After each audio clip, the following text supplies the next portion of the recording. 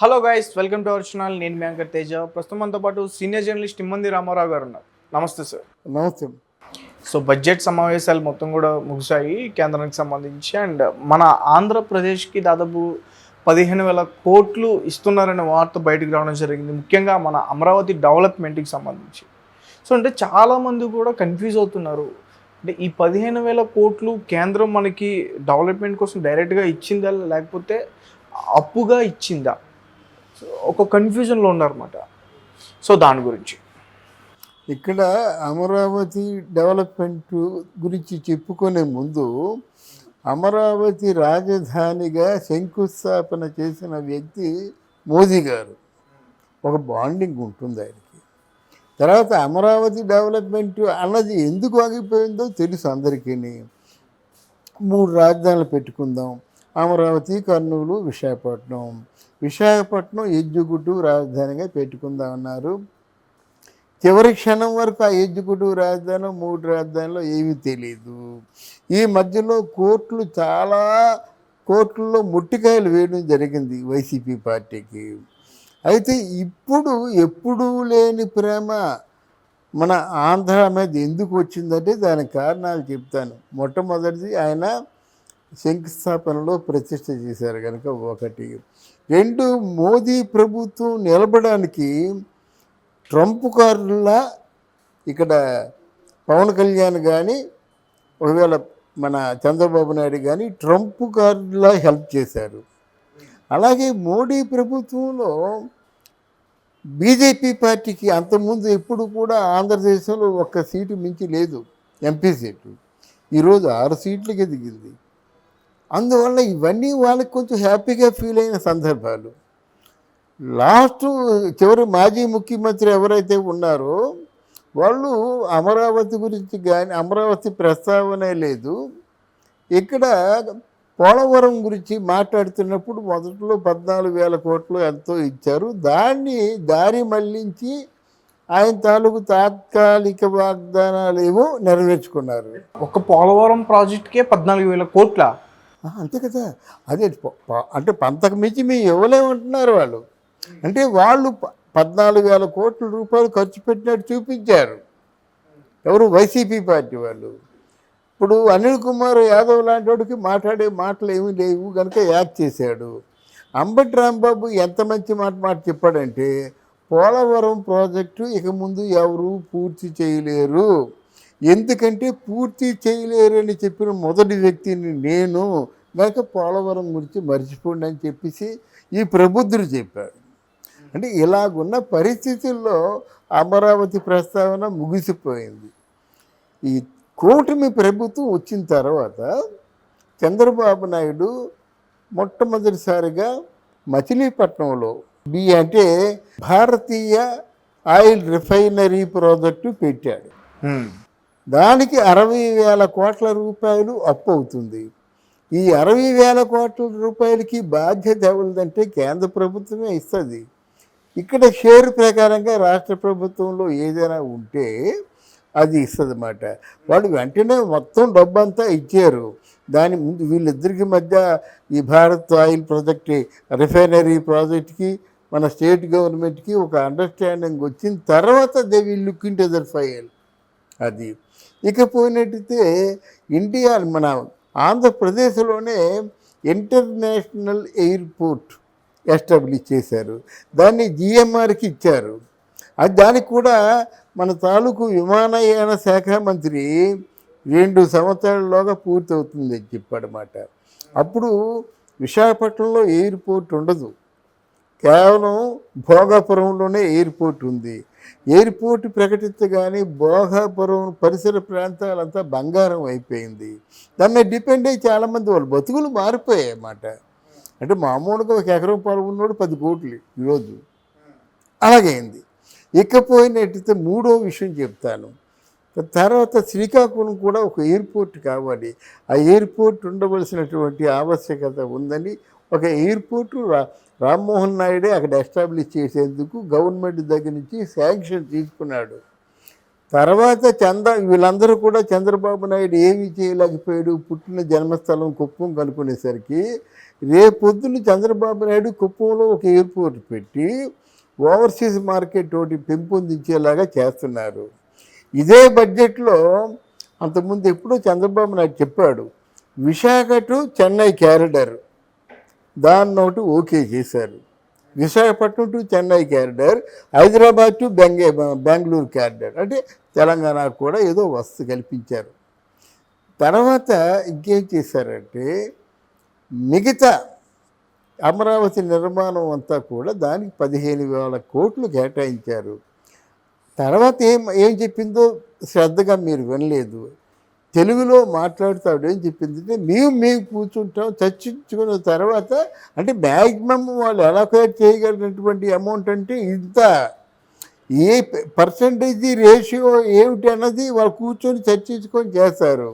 ఇదంతా YCP party వాళ్ళు ఆడుతున్న మైండ్ గేమ్ మాట. ఆ మైండ్ గేమ్కి మనం ఆసరాగా తీసుకొని చెప్తే ఎలాగవుతుంది?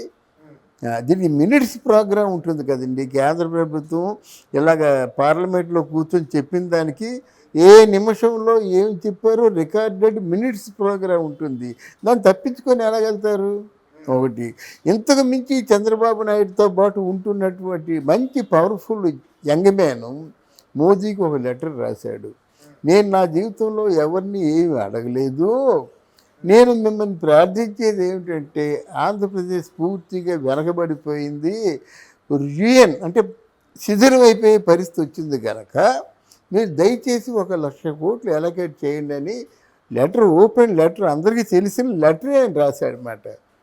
ఇన్ని కారణాల చేత ఆంధ్రప్రదేశ్కి ఎలొకేషన్ అట గ్రాంట్లు ఎవరు చేశారు ఇది అనుకుంటున్నాము. మీ ప్రపోజల్లో వీటన్నీ సమంజసంగా ఉన్నాయి కనుక వీళ్ళు లుక్ ఇన్ టు దట్.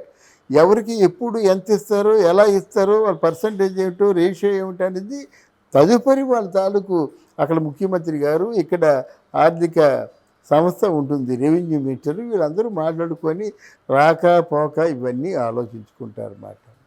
అందువల్ల ఈలోగా మనం తొందరపడిపోయి ఆంధ్రప్రదేశ్కి ఏమి ఇవ్వలేదంటే మిగతా రాష్ట్రాలు కొడతారు మనల్ని. ఇండియాలో అందరికంటే ఎక్కువ ఇచ్చిన ఎవరికంటే మన ఆంధ్రప్రదేశ్కి, బీహార్కి ఇచ్చారు. బీహార్లో నితీష్ కుమారు, ఇక్కడ చంద్రబాబు నాయుడు. ఇక్కడ చంద్రబాబు నాయుడు కూడా ఎందుకు ఎంటర్టైన్, బీహార్కి 28,000 కోట్ల 27,000 కోట్లు ఇచ్చినారు. 28 కాదండి, 2,88 కోట్లు 80 కోట్లు ఎంత ఉందండి. మనకు అంత లేదు, దగ్గర 2,00,000 కోట్లు అన్నీ కలిపితే ఇచ్చే, అన్ని వనరులు కలిపితే. రోడ్డు కనెక్టివిటీ ఉంది కదా, దానికి నితీష్ గడ్కరీ ఓకే చెప్పాడు. రోడ్డు కనెక్టివిటీ లేకే కదా సగం బ్యాడ్ నేమ్ ఎక్కడొచ్చింది. జగన్మోహన్ రెడ్డి తాలూకు అధ్యయనంలో ఉన్నప్పుడు ఆ రోడ్లే, ఆ రోడ్ల మీద గురించి బ్యాడ్ నేమ్ వచ్చింది. తర్వాత ఈ నకిలీ మద్యం గురించి బ్యాడ్ నేమ్ వచ్చింది. తర్వాత ఏంటంటే వాలంటీర్కి ఆథరైజేషన్ లేకుండా వెట్టి చాకరీ చేయించుకొని పోయి వదిలేశారు. దాన్ని మళ్ళీ ఇప్పుడే లేటెస్ట్ వార్త ఏంటంటే చంద్రబాబు నాయుడు వాలంటీర్స్ గురించి మేము తప్పకుండా తీసుకుంటాం, వాళ్ళకి అన్యాయం చేయమని వచ్చిందన్నమాట. కనుక ఇక్కడ ఏమవుతుందంటే మనం మాట్లాడుకోవచ్చు, వాడు సక్సెస్ఫుల్గా వాళ్ళు తిరిగి వచ్చారు, సంబరాలు చేసుకునే పరిస్థితుల్లో మనం ఈ మాట లేదని మాట్లాడుకోవడం కరెక్టు. ఎందుకంటే మనం ఎంత కరెక్టో తెలుసు. అంటే 4వ తారీఖున రిజల్ట్ వస్తుందనగా 3వ తారీఖు సాయంత్రం మనం జనాలకు ఏం చెప్పాం, సంబరాలు చేసుకోండి అని చెప్పాము. రూరల్లో ఎవరు కనిపించినప్పుడు కూడా వాళ్ళు వైసీపీకి తప్ప ఇంకెవరికి ఓటేయరని చెప్పాము. వైసీపీ ఎట్టి పరిస్థితుల్లో 100 సీట్లకు పైనే గెలుస్తుందని చెప్పాము. ఫూల్స్ అయిపోలేదు మనమే చెప్పాం, మన మేధావులు అందరూ చెప్పారు కదా. అక్కడికి వైసీపీలో ఆత్మ అనిపించుకునే సజ్జల రామకృష్ణారెడ్డి ఏం చెప్పాడు, సంబరాలకు సిద్ధం కండి, హోటళ్ళన్నీ నిండిపోయినాయి, ఫ్లైట్ టికెట్లన్నీ నిండిపోయాయి అని చెప్పిన పెద్ద మనిషి ఆయనే కదా. పోనేదో దరిదాపుల్లో ఉండాలి. 150 సీట్లు పైనే వస్తాయి కానీ తక్కువ రావు. వై నాట్ 175 అని చెప్పారు కదా. పోనీ దాని దగ్గరలో ఏమైనా వస్తే బాగుండి, కనీసం బేసిక్ ఫిగర్కి 4-5 సీట్లు తక్కువ ఉన్నా బాగుండు. అదేదీ లేకుండా మేధావులు అనిపించుకునే మనం ఎలా చెప్తాం, మనం చెప్తుంది ఎలా కరెక్ట్ అవుతుంది? ప్రధానాన్ని పట్టుకోరు కదండి. అంతిమ తీర్పు ఎప్పుడు ప్రజలదే చూపించారు కదా ఇప్పుడు. అది అయితే అనేక 5 సంవత్సరాలుగా మొత్తం శిథిలమైపోయినటువంటి ఆంధ్రప్రదేశ్ మళ్ళీ ఒకసారి అన్ని ఆ వివరాలు అడగండి చెప్తాను. ఈ బొక్కలు శ్వేతపత్రాలు రిలీజ్ కాబోతున్నాయి. ఆ శ్వేతపత్రాలు కేంద్ర ప్రభుత్వం సబ్మిట్ చేయబోతున్నారు. ఎవరు దీంట్లో దోషైన అవినీతి పాల్పడినప్పుడు కూడా డెఫినెట్గా శిక్ష పడుతుంది. అది నువ్వా నేనా అంటే వీళ్ళ తాలూకు అవినీతి మామూలుగా అక్కడ ఎవరు పెద్దిరెడ్డి రామచంద్రారెడ్డికి 4,000 ఎకరాలు మించి ఉంది. ఆ ఫైల్స్ అన్నీ దగ్ధం చేశారు. వాళ్ళు ఎంత పిచ్చి వాళ్ళంటే ఫైల్స్ అన్నీ దగ్ధం చేసేసినట్టయితే అన్నీ డిజిటలైజేషన్ ఉంటుంది కదా, మరి అవి కూడా ఎక్కడో చేయాలి. ఆ డిజిటలైజేషన్ కూడా ఒక దాంట్లో ఇన్కార్పొరేట్ చేయరు. వాళ్ళకి వాళ్ళ పర్సనల్ ఒక అకౌంట్ ఉంటుంది, ఆ అకౌంట్లో ఉంటాయన్నమాట. ఇంత తెలివితేటలతో కేంద్ర ప్రభుత్వం కానీ రాష్ట్ర ప్రభుత్వం కానీ పనిచేస్తుంది. అవినీతి పరుని ఎవరు వదలదండి. అందువల్ల ఇది ఆంధ్రదేశానికి మోదీ నిజంగా మనస్పూర్వకంగా ఇష్టపడి చేసినటువంటి ఒప్పందం. దీన్ని ఏమైనా ఆంధ్రదేశానికి ఏమి ఇచ్చాడు హుస్కాకి అంటే ఏమవుతుందంటే వాళ్ళకి బాధ అనిపిస్తుంది. తసిమా వాళ్ళందరికీ కూడా ఏంటంటే బాధగా ఉంటుంది. ఎంత చేసిన తర్వాత మీకేం వద్దండి, మీరు మామూలుగా ఇది దాని పేరేం పేరు ఏదో చిన్న కారు కావాలని కోరుకున్నారండి.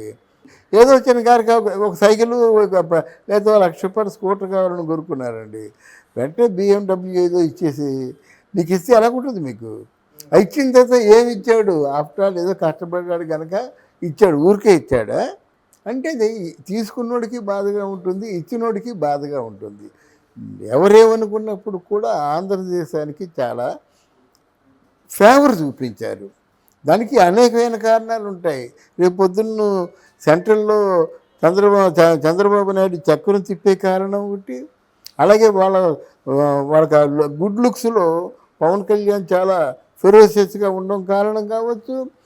నెక్స్ట్ సీఎం ఎట్టి పరిస్థితుల్లో కూడా జగన్మోహన్ రెడ్డి అవ్వడు అనే నిర్ధారణ కావచ్చు. అనేక రకమైన కారణాలు ఉంటాయి రాజకీయాల్లో. దాన్ని మనం ప్రజల దృష్టితో చూస్తే మనకు కరెక్ట్గా ఇది ఎందుకు చేశారు, ఎలా చేశారు అన్నది మనకి అర్థమవుతుంది. దయచేసి దాన్ని అర్థం చేసుకుంటారని మనం చేస్తున్నాను. నాకు ఏ పార్టీలతో సంబంధం లేదు. ఇప్పుడు మనం తిడుతున్నాం కదా, ఏది అంత మెత్తకుంటే ఎలాగొద్దయ్యా, నువ్వు గౌతమ్ బుద్ధుడి తాలూకు మతం బోధించడానికి రాలేదు, ప్రజల్ని పరిపాలించడానికి వచ్చావు, అలా నోరు ఇప్పకంటే ఎందుకుంటావని అడిగిన సందర్భాలు కూడా ఉన్నాయి. పవన్ కళ్యాణ్ కూడా నువ్వు మారవలసిన అవసరం లేదురా, నీలో వేగాన్ని, నీలో అంటే ఆ ఉద్రేకాన్ని చూసి, నీలో ఆవేశాన్ని చూసి జనం ఓట్లేస్తారు. ఇప్పుడు శాంతి వచనాలు పలిస్తే మంచివి కావని మనం చెప్పాంగా. Okay, right sir, thank you so much. Thank you.